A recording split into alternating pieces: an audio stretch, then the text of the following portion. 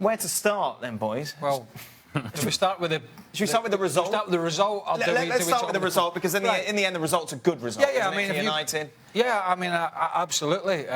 Didn't get an away goal, but that's neither here nor there. It just didn't happen. Never looked like happening. So that's one side of it. Clean sheet, thanks to David de Gea. Yep. No thanks to the defending in some of the cases. I mean, 20 plus shots for Sevilla, which was domination in that sense. But a good result away from home. In terms of the result, a good result away from home. Good, not great. And as it pertains to Manchester United, continue to be unwatchable. It's difficult. It really is. I mean, you invest money on a player like Paul Pogba. Well, he's not starting. And whatever those reasons are, we'll get into it. You invest money in Alexis Sanchez, ineffective. You invest money in Romelu Lukaku, ineffective. The approach that you take to the game, very defensive. You get out of there with a 0-0 draw, and I know people are going to say good result, but man, let me tell you something. That was worthless. It's just not. It's not watchable. It isn't. Are we expecting too much? I suppose so. I suppose the problem is if you compare them to Manchester City, to Liverpool, to Bayern Munich, what they've done in the Champions League against so-called lesser opposition. You can argue whether or not Sevilla are in that bracket or not, but still, there just seems to be any sort of lack of. I think we're looking for something that maybe just isn't ever going to be there. You know, this is a side that couldn't get in the top four last year, and Ali's talked about the players that they've added. Sanchez has only been there a few weeks. Pogba never even started. So the only difference is Lukaku, who's not going to win you the Premier League or the Champions League. So I think we're looking for too much that's just not there. So this is United's level. How long have we been sat here saying the same thing over and over? How many times has Ali said we can't watch it? By the way, there's enough from Sevilla, Stevie. We saw enough from Sevilla to suggest that they play like that, United in the home game, and there could be trouble ahead. Especially with the away goal. I'm telling you, they're a threat. There'll be a threat on the counter. There were a threat in possession where they dominated. Let's be honest here. I take the result. But you're watching United, particularly away from home at times in these games, you're searching for a life support machine. You try and keep you alive watching the bloody thing. Honestly. I mean, in terms of the performance, it was abysmal. And, and thanks to David de Gea, they got a clean sheet. Now they've got to turn it completely around and flick that switch. Got to find a way to get Sanchez into the game, and I suggest it's probably not playing wide. You've got to find a way to get Pogba on board and then the team, because United should be a better team, clearly, with him in it. You've got to find a way to defend better, or they won't be going to the quarter-finals. Liverpool went to Sevilla, but for their atrocious defending, would have wiped the floor with this Sevilla side. Created chance after chance after chance after chance, particularly in the first 45. We're not talking in Sevilla about one of the elite. This is not upper-tier talent. This is not the best of the best. It's not even the best of the best in Spain. This is a team that has been struggling in Spain. And so when I consider Manchester United and what they think of themselves as a top-tier team, as an elite team, then you don't go to Sevilla and set yourself in such a defensive manner and settle for a 0-0 draw. At least those are the expectations that I have of Manchester United. But maybe I have the expectations of Manchester United of 10 years ago. Yeah. Maybe that's my fault.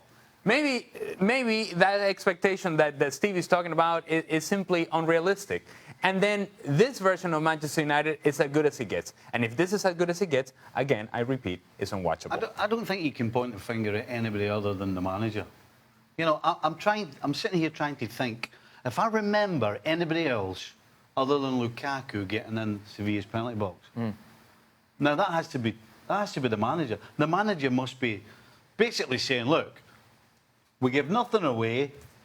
If we get a draw, we get a draw. If it's 0-0, it's 0-0. We get them back home and forget it. I don't want anybody going out of position. I don't want anybody leaving any holes that they can hurt us with.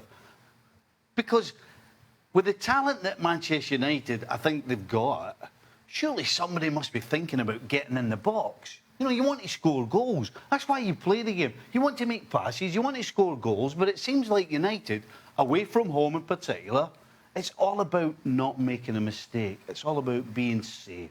So then you're down to the level of, okay, now you're West Brom. Now you're not Manchester United. Now you're a different team. Now it's a different level altogether. Because, again, if you want to be in that top tier, in that conversation, then you're the sort of team that you show up in Sevilla, and Sevilla must be afraid of you, must be scared of you because of what you bring, that you carry the game forward. That's not happening with Manchester United. You know, Mourinho's not seeing it this way. No, of course not. He'll be somewhere now talking to the press going, hey, this is what we planned for. Yeah. This is what we talked about. But that's scary in itself. And they got away because Sevilla didn't have anybody who could put the ball in the back of the net. They've got the best player, their best player by far is the goalkeeper. Has been for a long time. Let's just remind you of the starting 11, because inevitably eyebrows were raised, given the fact that Paul Pogba was on the bench. You also had some surprising people as well. Lingard, who's been good this season, Martial as well. Obviously, McTominay, though, over Pogba was the big talking point. Inevitably, ahead of the game, Jose Mourinho was asked about the decision to keep Pogba on the bench. He said, well, he withdrew himself from the Huddersfield game, saying he wasn't ready. McTominay was good for 90 minutes, and we just want to go with someone who looks to be more kind of fit. It's kind of, I suppose, how he was selling it, but he wasn't selling it particularly well. No, this is really strange because, you know, he's throwing the Huddersfield thing in again, which seems to me as if he's saying he made himself unavailable because he was supposedly ill. And he's basically, the way he's phrasing it, he's saying, and I don't believe him. That's almost what he's saying, and I don't believe his excuse, but he wasn't available, so we went with somebody else. He played okay, but I don't understand, because if this had gone horribly wrong tonight, right, and they weren't able to peg it back at Old Trafford, then it just leaves more questions than answers. But the other side of the coin is, I think there is some gamesmanship going on, but I also think there's a clear message here that he doesn't trust Paul Pogba. How did you rate him when he came on? He had 70 minutes. Did he do anything?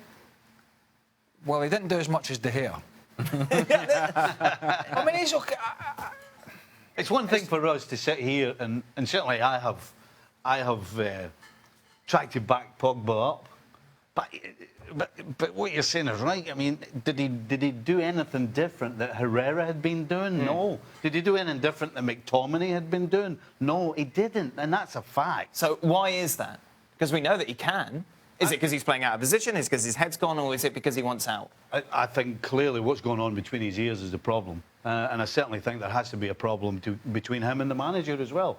And if that is the case, then it's no surprise that he can't go on the field and play to the level that we know he's capable of. Because when your head's not right, you can't perform as a world-class football player. Well, what he should do is have a conversation with Juan Mata and say, look, Juan, how did you deal with it when Jose Mourinho got rid of you at Chelsea and said that you were the problem?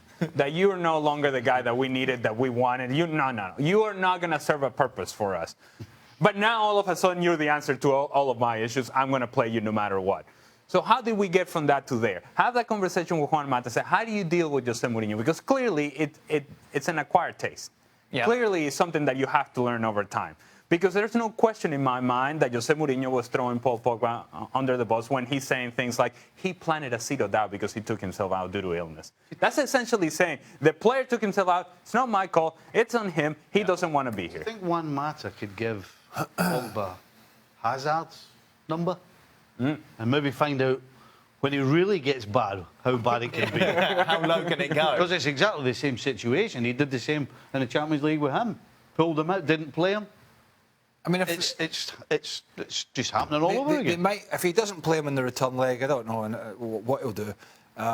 He might get past Sevilla, who Ali said is what, they're sitting fifth in the league at the moment. They're not at the strongest by a long shot when they were, winning Europa Leagues and under Unai Emery.